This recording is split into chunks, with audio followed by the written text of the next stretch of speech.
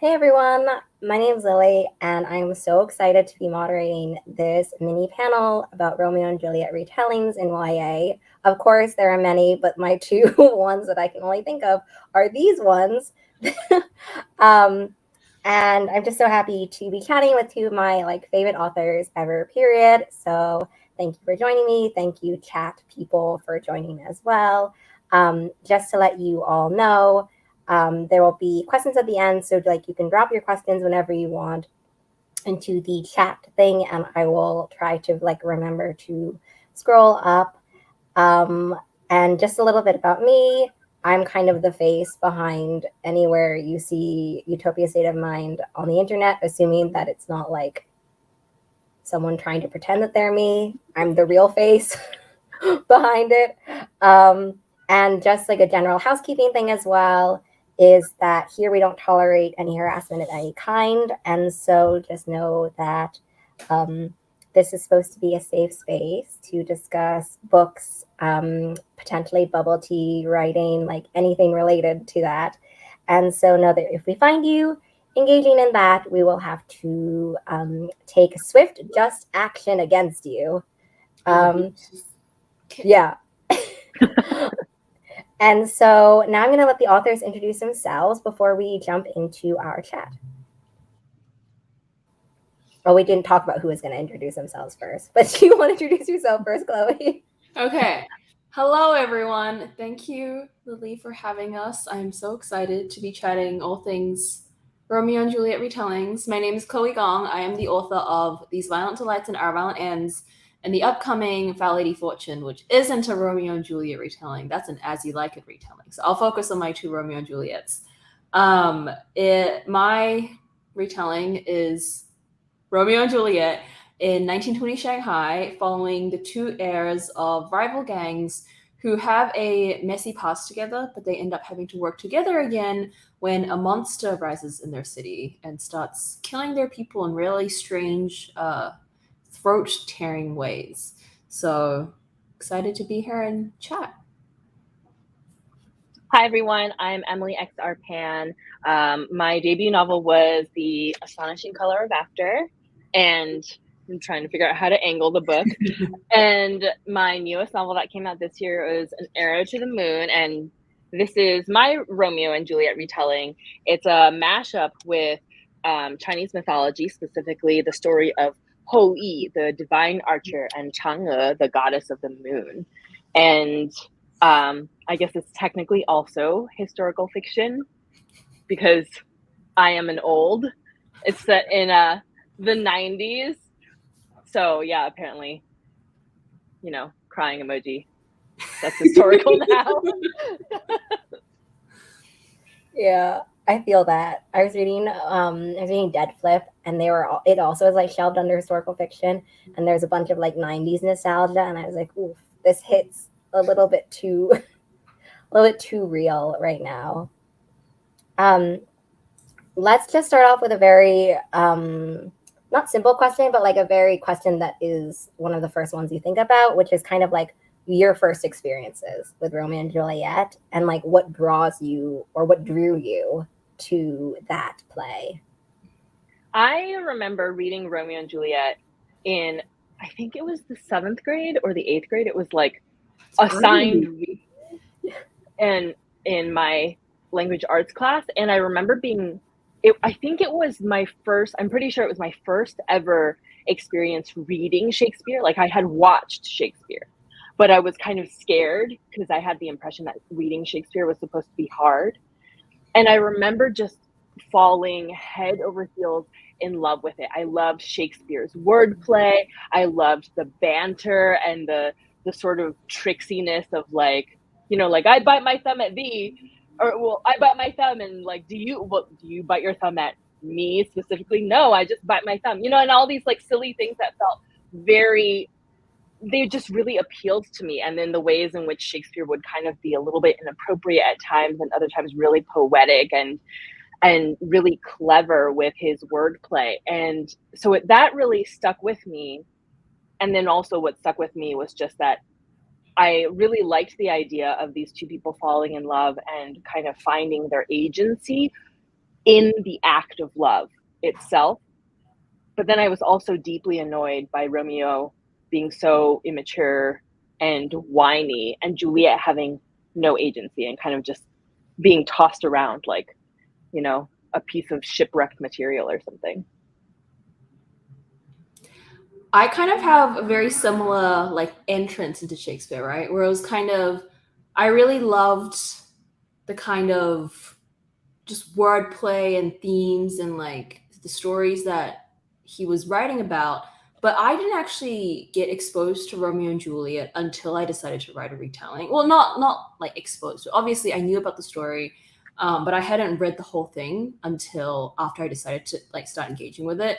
Because in high school, we studied like Twelfth Night, Othello, Hamlet, kind of the ones that are like less perceived as like, you know, pop culture, because everyone has just heard about Romeo and Juliet so many times that I think my teachers were trying to like, you know, be a little unique. But then when I got the idea to do like a blood feud story, I was like, I'm gonna go back and read Romeo and Juliet because I think this could be really interesting to kind of engage with. Um, you know, as an English major, I'm like, why would I try reinvent the wheel when I could re-examine the wheel from the inside, right? So that was kind of, I didn't actually properly read Romeo and Juliet then until I was like, you know, 19, which means that I kind of came into it with more of a angle where I really, like opposite to Emily, I really loved these characters because they were so just dramatic and like bad almost, like you can kind of see that like a reason why they've kind of survived 400 years, it's, you can't look away, right? There's something about it that is so, that was so like gripping to me, and I was like, well, I wonder what would happen if you take some of these like characters with their core archetypes and drop them in a completely new place and see how it goes from there. And because like my interest with Shakespeare was like his, you know, thematic content, like how does love thrive in a place of hate, and like these kind of like, you know, small core characteristics that you can kind of glimpse in every character. I'm like, he's doing something so interesting here. Let's see what it looks like, you know, in almost like a, you know how fan fiction has like AUs? I'm like, I'm gonna write an AU. And that's Yes, gonna be like original fiction because Shakespeare I is love 100 it. years old. Yeah. Oh, I love that so much. Do you have a favorite adaptation of Romeo and Juliet? The Leonardo DiCaprio one. It's I was so gonna say good. 1996, Baz Luhrmann. Like you, Mm. I put references, kind of like nods to it Mm. in Arrow because I couldn't resist. It's just so over the top. Everything about it is so dramatic and so over the top, and then all the kind of like oh god, what is it called? Why has it like fled my brain? The like, you know, the kind of old Catholic imagery with the Sacred Hearts. Like there's so much like Sacred Heart imagery in it, and it just feels so, there's like such an aesthetic to the film that, in the best like Shakespearean way, like you know yeah. that he would have wanted a production with a capital P like that. Yeah, absolutely. I also love how I don't remember the actress. What was the actress who plays Juliet in Claire Danes. Yeah. Yeah, I love how I feel like I haven't seen a good, well, not a good, but like I haven't seen a more perfect casting as well. She has that like not willowy and not wraithly, but like almost ethereal. Like I think of the thing where she's wearing, I think she's dressed up as an angel, right? Yes. She's like wearing, and she just embodies like that in that scene so well. It just that image kind of just stays with you, and you're like, wow, that is the. Oh no. Uh-oh. Oh no. Oh no, Hi. we also went Did we back. all disconnect? I think so, and then we all went back to like. Oh, there we go. Okay. Are We've we sold still places. streaming? Yeah, I think we're still live. We're still live, but like we just like glitched in the matrix, basically. Yeah, I was gonna say that I feel like Claire Danes just embodies kind of like the innocence. So the kind of naivete that Juliet has so perfectly. But she does still have that extra. I had always thought Claire Danes dropped like out of Hollywood, and then someone recently told me that she's in Homeland. Is it? Oh, I don't Something, watch enough. something. Oh, I don't watch enough to know, but she's in cool. like she's in like some TV show now where she's some sort of investigator. And then I was just thinking, well, that kind of makes so much sense as well, because anytime that I think about Juliet, like Romeo and Juliet, I'm like, I love that one scene where she's about to like literally stab herself because Friar Lawrence is like not listening to her. And I was like, that's just such an interesting, tiny little character thing to put in to someone who's otherwise like so young and innocent. I'm like, I think that actress really captures that. Yeah. But now that you say investigator, I'm like, Romeo and Juliet meet Sherlock Holmes. The possibility You can write that one, Lily. Yeah, they like meet and they don't know each other, but like they have to work together, and they're in like an investigative journal, like kind of sense. In reading, like interrogating Romeo and Juliet, what were some elements from the get-go that you knew you wanted to keep, and like which ones did you know, okay, I want to change it, or I want to like even remove it? Like, what were some of your initial ideas about that? I think I was really trying to keep the thematic heart of it, because when I went into it, I feel like I did a very like obvious retelling, right? In the sense that I didn't change like names. I was very clear that like this isn't Romeo and Juliet inspired, it's a Romeo and Juliet retelling, because I'm trying to like take the storyline that has been given and then like redo it in a sense. But because I was doing that, like I think I sat myself down. Oh no, we switched again. It's just really, it's like really determined for us to be in this like to be in this. I'm not even, that means I'm not centered. Okay, yeah. Yeah, I was really, when I wrote, I guess the first draft of it, I was like, this has to be a retelling for a reason, or else like why am I not just like pitching this as like, its own new thing? And for me, that meant this like surrounding theme had to be like, how does love survive when all you've been taught is hate? How does love survive between like groups of equal hate? And then I kind of wanted to bring in like new things, because we're changing the setting from like, Verona to Shanghai, where there was a lot of like colonization at this time.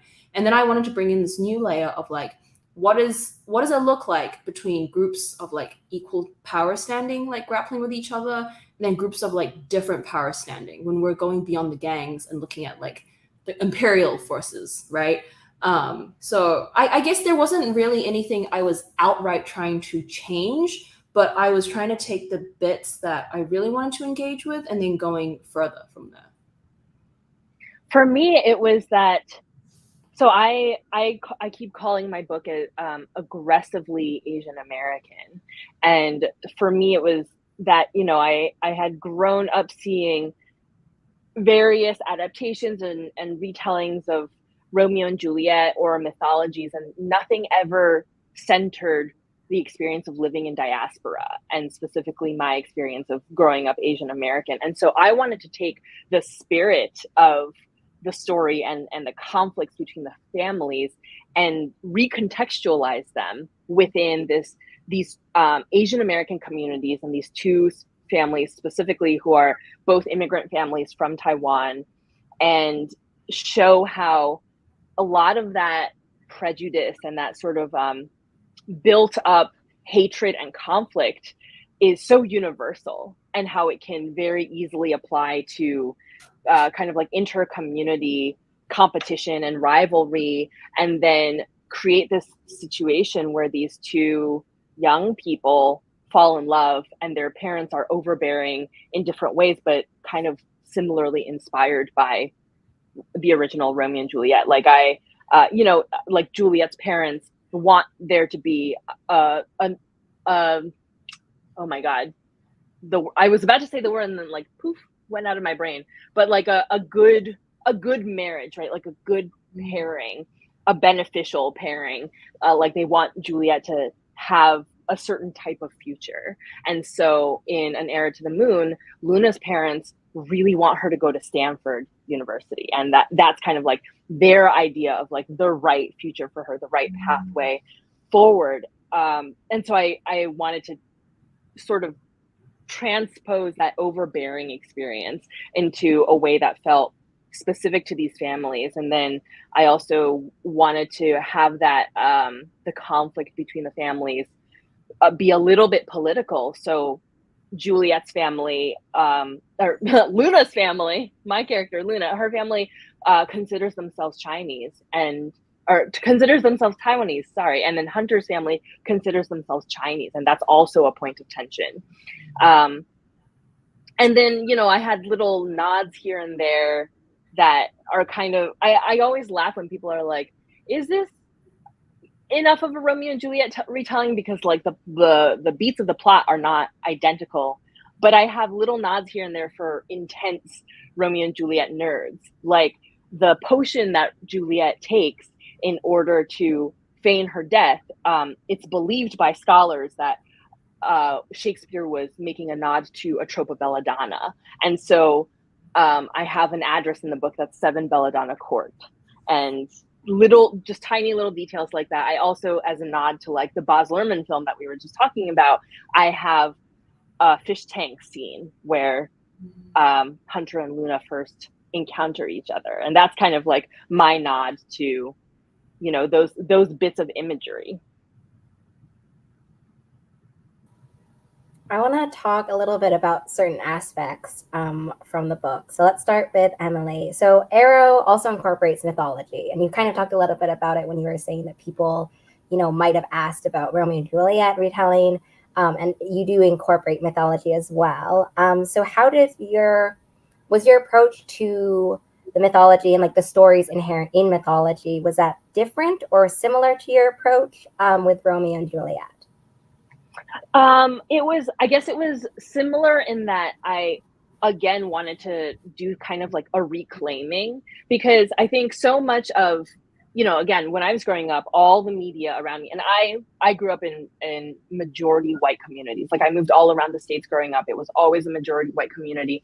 I never really saw a representation of Asians. And when I did see representation of Asians, it was like The Good Earth by Pearl S. Buck. It was like things that were presented in like a China, this far away exotic land, you know, or, you know, it was just so there was kind of nothing to bridge the distance and capture this experience of having a foot in two different identities and experiences. And so I wanted to take Romeo and Juliet, which feels like a very Western story to me, and bring it into that diaspora experience. And then I also wanted to take this mythology that I had been raised on, that was my favorite myth as I was growing up, and also take it from the Eastern side of things and kind of bring that into the Asian American experience. So in that regard, I approached it in similar ways. But it was a little bit of a nightmare trying to figure out how I was going to match these two together. It was like a few too many constraints, because I knew I had to hit specific beats of each plot arc. And I wanted to do it in a way that I wasn't compromising on the experience of it being very Asian American. And I also wasn't compromising on the specific aesthetics that I had in my mind. And so some of it became a little bit more metaphorical or a little more symbolic, and some of it became more literal. That's, I think, all I can say without kind of like spoiling things, you know? Yeah, definitely. I can imagine that it would be, yeah, when I was reading it, it was clear that like there are other influences to the story, but it is so kind of seamlessly interwoven, the ways that we're like almost like shifting of light, you know, like we're like walking through the same story, but there are kind of like rays of light illuminating aspects that are, you know, from other, like, you know, from one source or the other, but that work really well when they're like, you never feel like you're walking on two different paths or whatever, I guess is what I'm trying to say. Chloe, since your Romeo and Juliet retelling is split actually between your duology, I wanted to know, how did you approach the kind of how you like kind of portion out, I guess, or like how you manage the expectations and plot and all of that when you're sort of drafting it into two books. Mm-hmm. Yeah, so it changed a lot because it had originally been one book where I stuck a bit closer to like the Romeo and Juliet plot structure. But the more we kind of worked with it, the more it like I really related when Emily talked about like constraints of a story when you're pulling from so many different influences, because I think I get that a lot where it's people will kind of be like, you're working with a lot. And it'll be like, I understand that, but I'm gonna try and make that work because that's exactly the kind of story I want to be telling. Like I'm not gonna drop certain influences because it's too much. I'm gonna just try find a way to make that work. And when I was in kind of like first draft stage, I followed the kind of 5 act structure that Romeo and Juliet the play had. And the more we were kind of going through it, the more it was like the thing I'm trying to achieve, where I'm intertwining a blood feud story with commentary about the 20s when it comes to Western imperialism, but also the 20s when it comes to the Chinese Civil War breaking out. There was just a lot going on. And I couldn't stick as closely to the Romeo and Juliet plot if I was trying to keep that kind of historical influence. And so I leaned more towards the historical because in that sense, that was what mattered more to me. I could keep the themes of Romeo and Juliet, but I didn't need to stick to like, okay, well, the balcony scene has to go here, or like, okay, the poison scene has to go here, the fight duel scene has to go here. Like all of these, I was willing to kind of like snip it apart and put it where it needed to go. And then when we did the split into a duology, so when we revised the first book and I was just keeping in mind what would then go into the second one, I was like, okay, we're just gonna snip this out. It's not gonna follow like Shakespeare's plot thread anymore, but that's fine because I'm very aware now of what I'm trying to do with, representing how the outbreak of the Civil War is going to impact these characters. Therefore, I'm going to do it my way and keep the things from Shakespeare that I find useful, but the things that I don't find useful, we're just throwing that out. Yeah, you kind of touched a little bit about it as well in your answer, but I had also wanted to ask both of you if you had any challenges adapting Romeo and Juliet to a new setting or like under new parameters in general. Sometimes I get tagged in a lot of reviews that are like, why do they have English names? And I'm like, this was history. Like, this was the 20s. But I think a lot of it has to do with the fact that they think I've stuck a bit too close to the retelling, which, I'm used to that because I think a lot of people are not, a lot of, non-Sino-Chinese people especially, they have these perceptions in their head about what, like, Chinese settings are supposed to look like. And oftentimes that's like, this image of like exotic foreign China that they have been given like by Hollywood or something. Whereas, when I did research into this or like when I talked to my relatives who are like closer to the 20s time, it was like the Western influence in Shanghai was so heavy that like it really did feel like a Western city, like in so many ways. And so many of especially the Chinese elite were just adopting like English names, speaking English all the time. And I wanted to showcase that. Like I wanted to bring true history in. And I think it was a big struggle, like trying to make it its own thing while also like being very, like balancing that room between, yes, I'm taking a Western retelling with an Eastern setting, and I'm doing something very intentional to like make this kind of comparison to being like a second generation immigrant and this kind of like diaspora metaphor. But because of all of these aspects, I think coming in at once, it will like blend over, especially when the audience maybe isn't that exact like niche audience that you're completely targeting. You know how people talk about like there's the niche audience that will exactly understand your book, and then there's the outer audience who will enjoy your book, but maybe they won't get every single reference that you're targeting. I think there are a lot of people out in this audience where like, they enjoy the book, but maybe they won't quite get exactly what I'm doing. And that's like completely fine, right? It's like, yay, thanks for reading anyway. But I think to write something that kind of toes the line between it is to be very aware that your niche audience starts shrinking into this. I think it's really funny that people will tag you in reviews being like, it's too close of a Romeo and Juliet retelling, and people will tag me in reviews being like, it wasn't enough of a Romeo and Juliet retelling. Like, yeah, they're always it's always like, you guys can have your opinion, just why do I need to see it?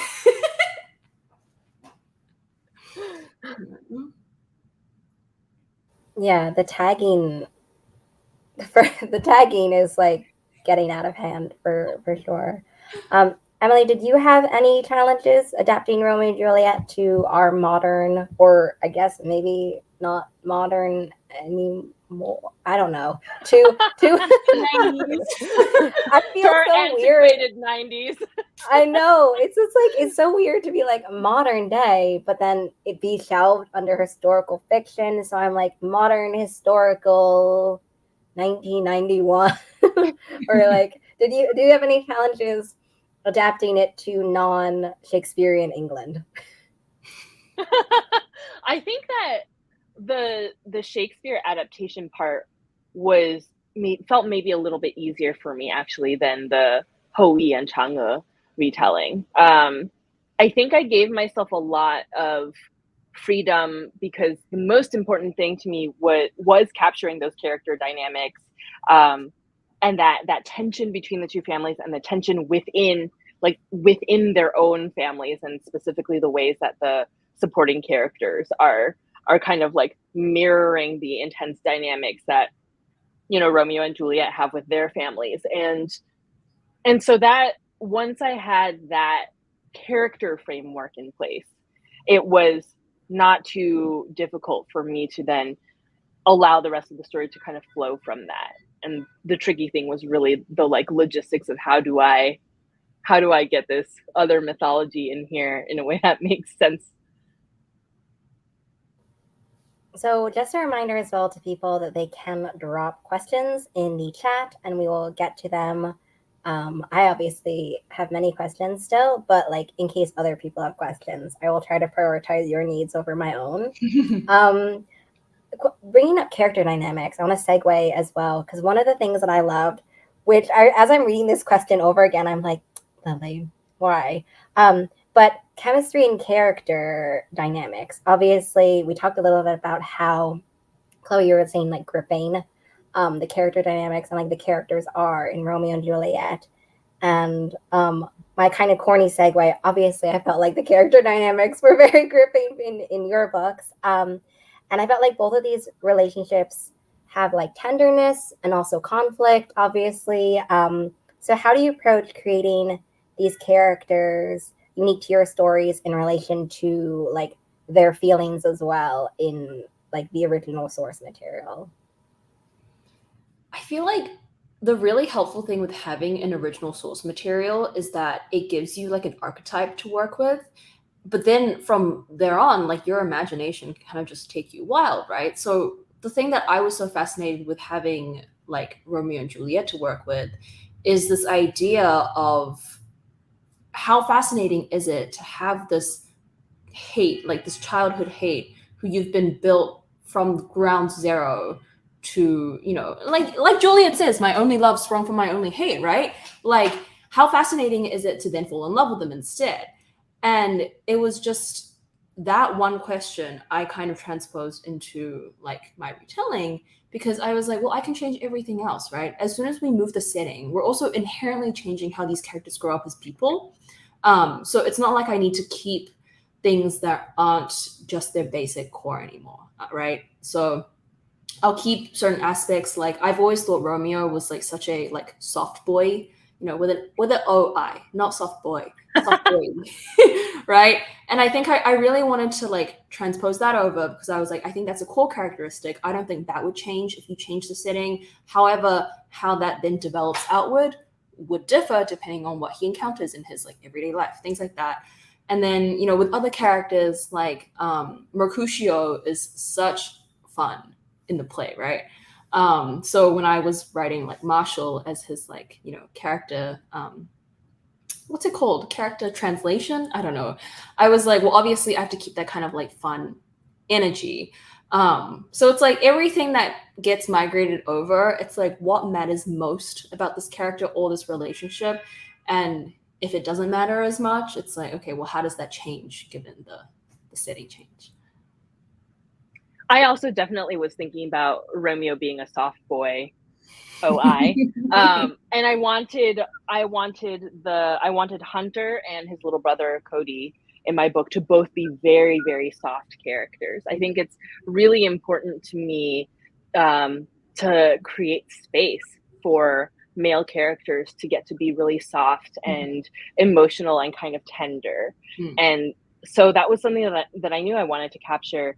I also wanted to sort of revisit this idea of what agency Hunter and Luna have, because in Romeo and Juliet, at the end, their agency kind of becomes them trying to go off with this like wild plan and create a way to circumvent all the restrictions of their families. And a lot of it in the book, in the original play, it's like really very tragic and kind of traumatizing and intense in ways that feel like, if Shakespeare were publishing YA today, he'd get ripped apart for everything he put in Romeo and Juliet, right? Like people would come and be like, "Are you kidding me? You're using suicide as this like thrilling plot point, and like way to have everything be so sexist, and oh my lord, like what is going on here?" Like it just wouldn't. Shakespeare did get cancelled last week, though.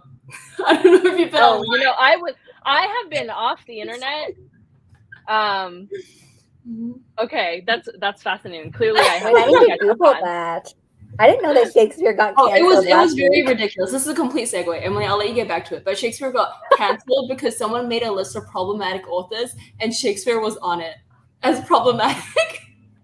I'm sure he really felt that, like really hard. He felt that. In his grave, he turned his book sales gonna go straight down. Yeah. That's gonna get pulled out of all the schools. All of his work. Yeah. Banned from schools. Yeah.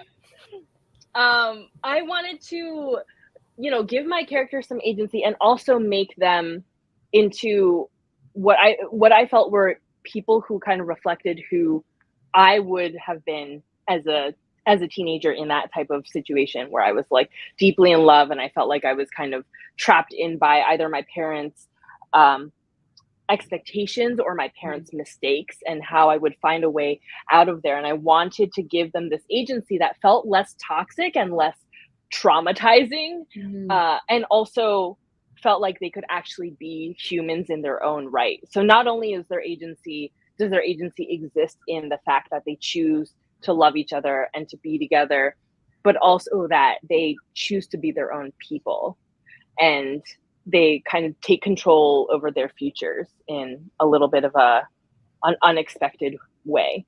And, thinking about it in that context, and then also in the context of just really wanting to capture the feeling of what it was like to be Asian American in the 90s when everyone did not have cell phones. The internet was like not a widely used thing yet.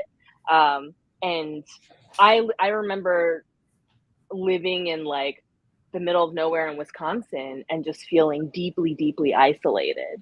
And I wanted to capture that feeling too. So in a lot of ways I took that context, but then the characters became mine just through all of these circumstances that were very important to me.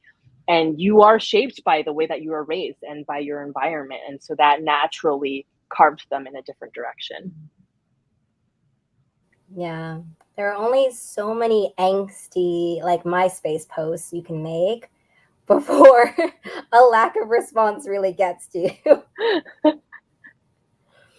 I wanted to ask you as well, what's something that you noticed like upon rereading Romeo and Juliet that you didn't notice the first time around that like really stuck with you as something like, oh, I can't believe, I never saw this or noticed this? I feel like we're taking an English test now. Yeah. I remember there being more obscure references than like when I reread it as an adult, I remember coming upon more obscure references than I remembered encountering when I was reading it younger, which I thought was interesting because I would have expected those to make it feel like somehow unapproachable to me, you know, but instead it I think I just was very enamored with Shakespeare and with like the rhythm and all these interesting things happening in the text. And then as an adult, when I went back, I was like reading through a copy that didn't have like any explanations in it. You know how you can get copies of Shakespeare where like one page is like the original text that he wrote, and one panel is like the notes, like, oh, this thing is probably referring to this, or this expression means this. And I remember going back and rereading it and be like, what the heck is this thing? I feel like I need a dictionary just to read this. I don't know if there's anything particular that I noticed. I think every time I reread it, well, to be fair, anytime I was rereading it, it was usually to do research because again, I only like fully engage with the text after I sit in to kind of like pick it apart. So I do think my first reading was quite close, which probably changes how I approach this answer. But every time I reread it, I think more of his language just jumps out at me where I'm like, that is such a good way to put it. I'm like, wow, Shakespeare, you really earned that 400 years of aliveness.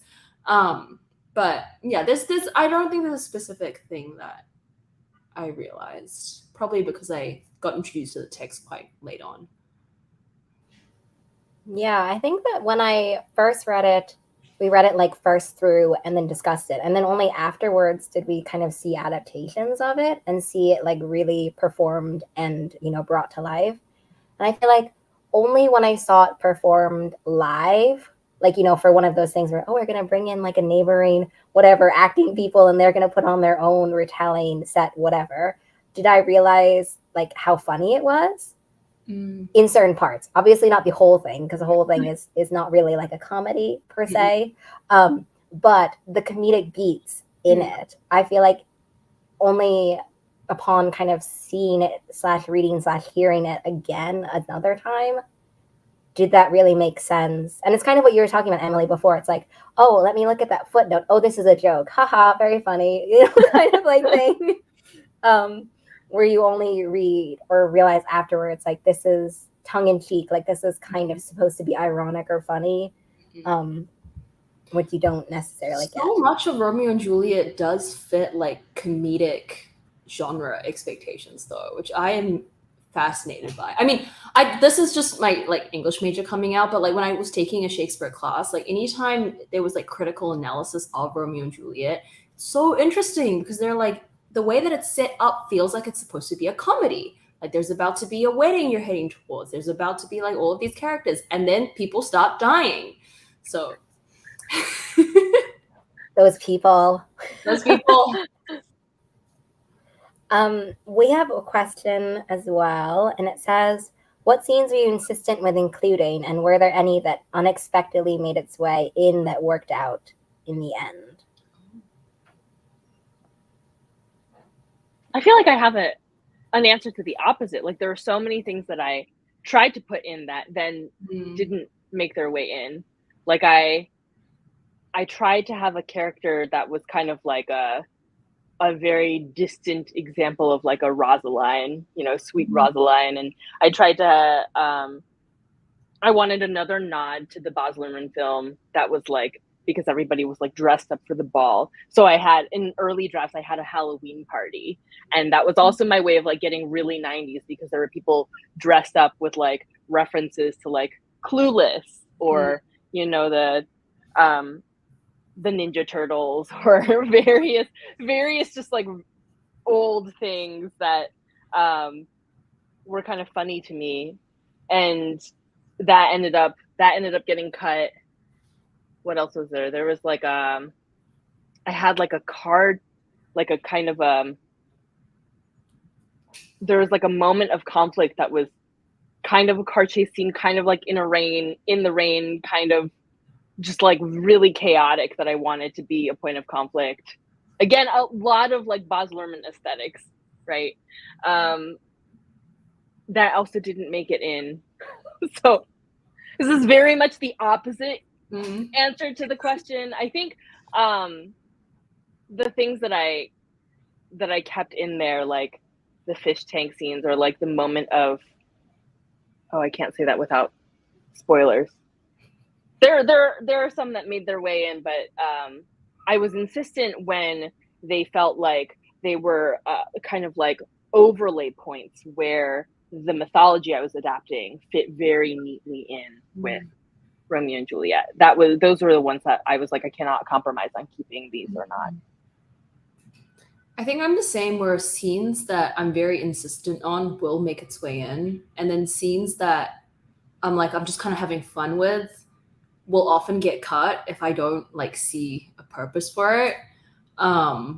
I think the one that I'm glad worked out in the end, though, that almost didn't quite work, was the adaptation on like the duel scene, like between Romeo and Tybalt. Because in the first draft, it was very different. In the first draft, it was much closer to the play, in the way that, you know, the sequence of events that stemmed after that conflict like led to, you know, more closer to how the play was moving. And then because I was splitting again like my big manuscript into a duology, that became even bigger. Like the whole reason why we split that book in half anyway was because it was like around 100,000 words, and then These Violent Delights was like 130,000 words. Like it just got bigger.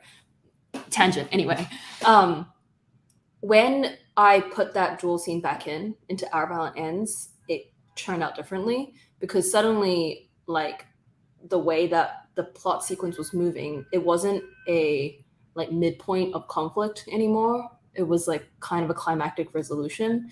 So like, without spoiling anything, like the person who fires the gun is different from the first draft. And when I did that, like when I wrote that, I was like, this is what it should have been this whole time. And I was like, wow, we really needed that whole like sequence of events before we actually got to this. So it really worked out. And the way that it then made its way in, I think pays homage to both Shakespeare and the new version of the story that I'm doing so much better. But it took a lot to figure that out. I love when things line up like that. Yeah. And the point where you're like, oh, yeah, that's it. Yeah. It's almost like, oh, your past self was sitting that up for you the whole time. Yeah. And you couldn't have known until you got to it. I'm always like, oh, I'm so much smarter than I thought I was. Yeah. I have impromptu questions. If I were an audience member, this is what I would ask. I wanted to ask Emily how writing Arrow was compared to writing Astonishing Color After. Oh God, it was really, really difficult.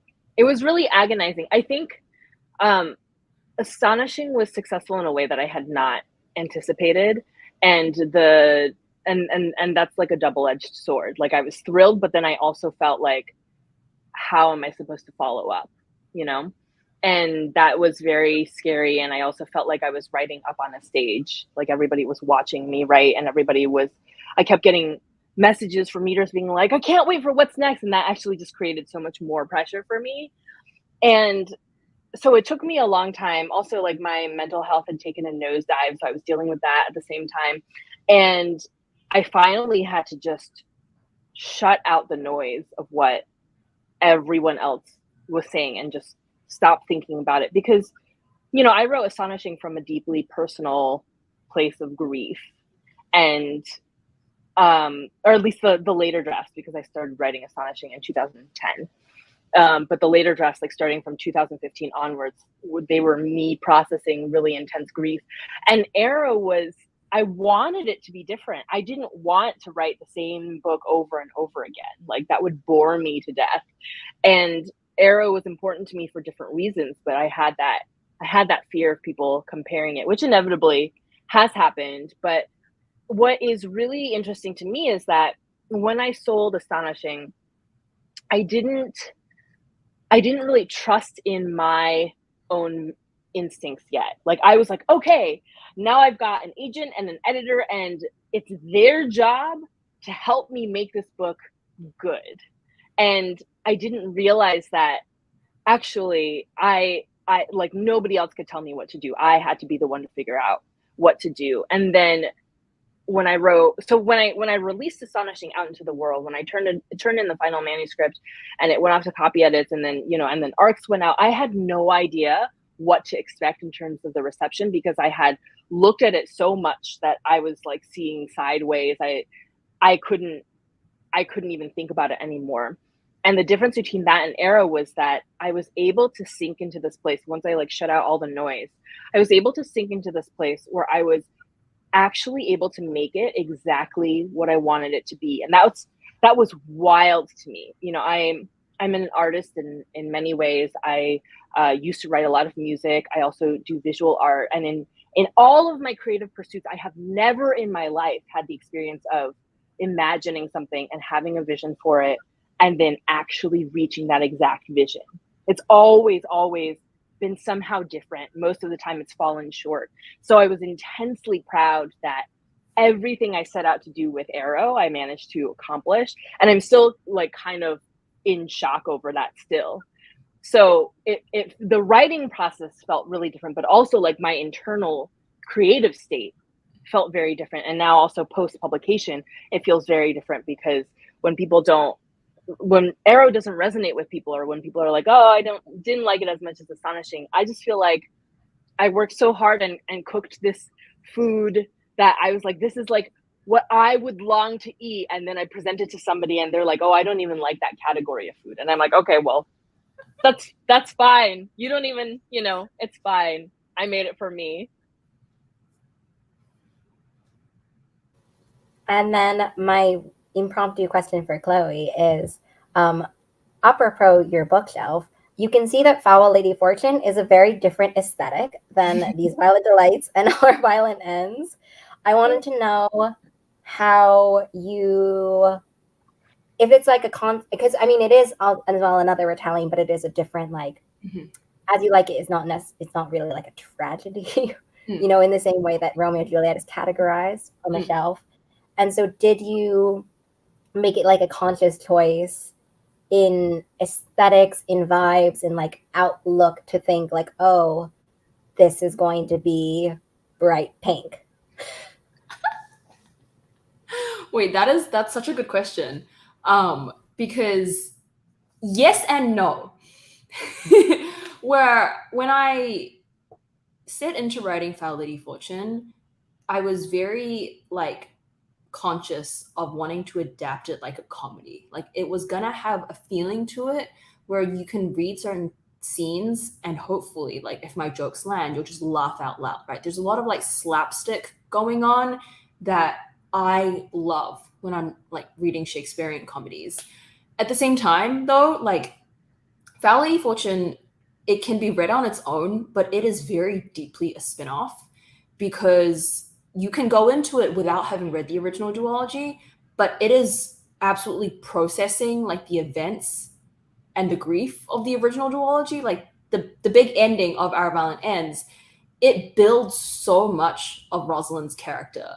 And I think the interesting part about like Rosalind, the protagonist, is that at once she is both Rosaline from Romeo and Juliet and Rosalind from As You Like It. So she's a character merge, which like when I went in doing that, I was like, oh, I'm biting off a lot.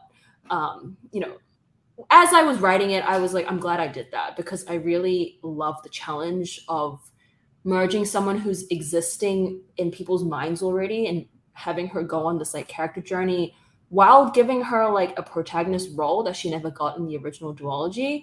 And I really love that she's the one who gets like the comedic tone, because she's been through like so much in the original like duology, where so like the tone is tragic because we're adapting Romeo and Juliet, and I wanted to hold to the heart of kind of what Shakespeare was doing. Like I wasn't intending to change that. I was intending to, do the kind of vibes that he did while also centering hope at the center of it. Because, like original Romeo and Juliet die, but I don't think it's a kind of like bleak kind of death. It's like this is the choice that they made because they could see nothing else, and this is the only last way they can be together.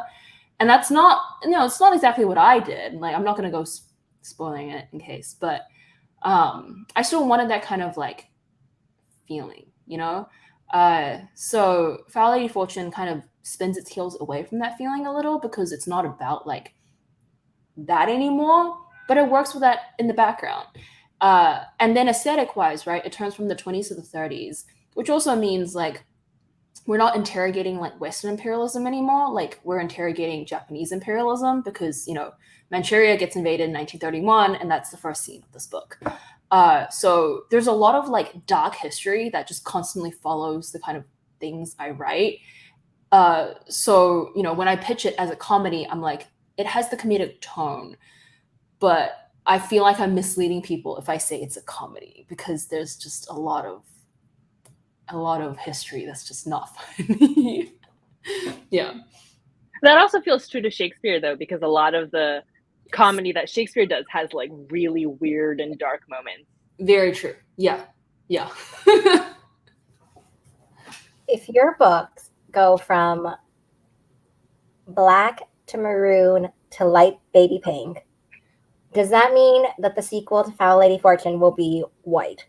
I tried to pitch it as that. They're trying to make it happen, but I think I literally said that to my editor. I was like, please, can we make it white or silver so we have a gradient, please? And she was like, I'll talk to design, because you know how it is. Like, we get like no say. So my fingers are crossed. I feel like it has to be like your bookshelf is already working its way down. Yeah, it would look so good. Oh, yeah. My last lightning, what is it called? Lightning speed? Lightning fire? Lightning round one is, if you have other favorite Romeo and Juliet retellings, it doesn't have to be like books only. It can be any kind of medium or media. I was going to cheat and offer up an entire anthology of Shakespeare retellings. Dahlia Adler edited That Way Madness Lies, which is all Shakespeare retellings by an incredible list of rock star authors handling retellings. So highly recommend checking that one out. My favorite is Magnolia by Christy Cook. It's a contemporary, and the way that it spins Romeo and Juliet is that it follows two American families in the South who have known each other for like generations, and it spins it because the two families really love each other, and they've been trying to join the families up with a marriage for like generations. And when they finally have two kids the same age, they're like, oh my God, we're going to be family at last. And then the kids hate each other. And it is so like, it's so good in the way that it does like Romeo and Juliet themes, but like turns it around. So obviously like they fall in love, right? I don't think that's a spoiler. Obviously they fall in love.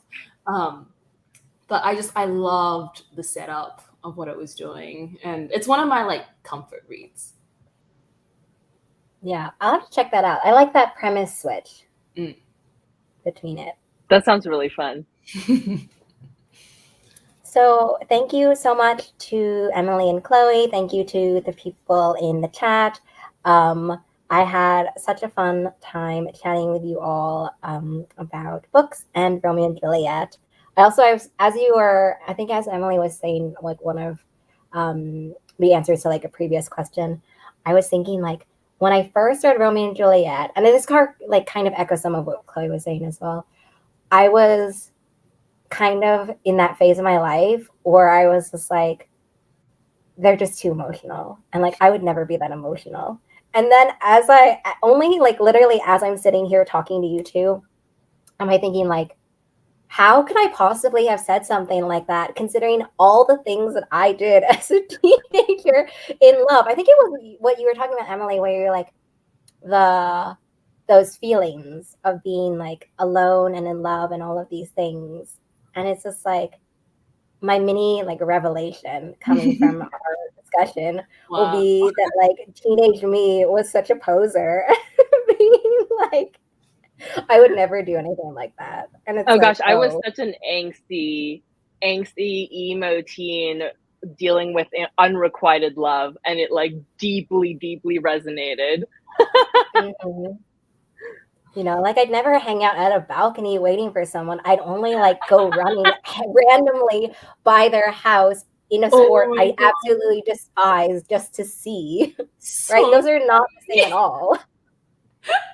this is also So so funny. brave of you to be admitting on the internet. This is Yeah, forever. I'm ready to like, showcase all of the parallels in my Mm. angstiness between me and Juliet. Well, actually, in that sentence, I guess I would say more of a Romeo. But I think that my life is an open book for the internet's entertainment. Anyway, thank you all so much for this illuminating and revelatory chat that we had today. I've left the links, I think, to everyone's books down below. And yeah, thank you all for joining. And I hope that everyone picks up these books now that they can read them all together in their published form. Thanks for doing this, Lily. Yeah. Yeah, this was awesome.